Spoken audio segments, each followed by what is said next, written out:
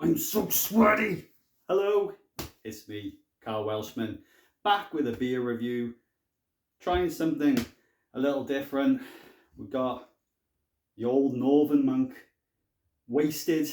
Had one of their wasted beers before. It was a hot cross bun beer. Didn't actually like it. Didn't think it was that nice at all. So I've not really got high hopes for this one. Found this little beauty in Tesco.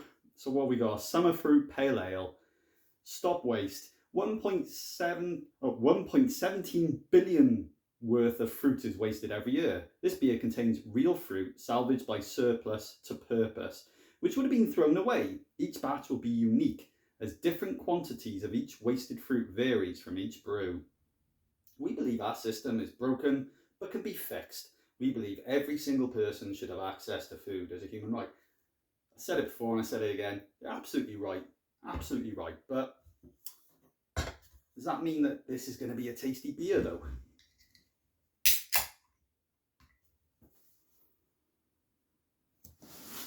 Smells quite fruity. Kind of almost yogurty.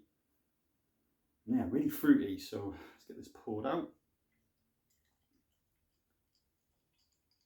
I actually thought it was going to be pink, to be honest. You know, I'm always honest. There is a slight pink hue to it. It's probably not being picked up by the camera. We're coming in at 5%, so reasonable strength.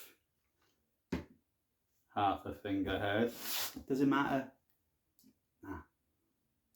Fruity. Let's go in for a little taste.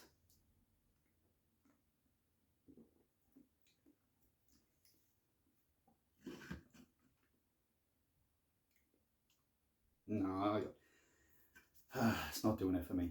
I need to just stop buying Northern Monk beers and just accept that the only good random beer I've ever had from Northern Monk was their fucking rhubarb faith in custard.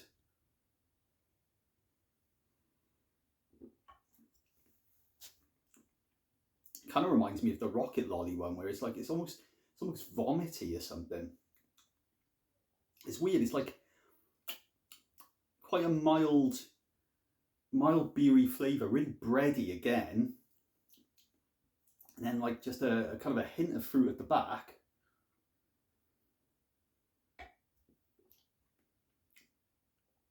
Ugh, I wouldn't get it again.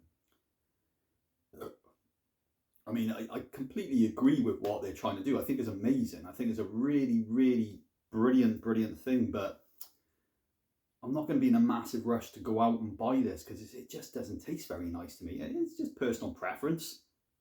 But I'm really partial to like fucking fruity beers, you know? I love those frosés or whatever the fuck they're called, and I love my fruity sours, and you know, there's a few fruity hazy pales out there, you know, usually sort of mango or peach and pineapple, those sort of infused beers, but this isn't doing it for me. I mean, it's so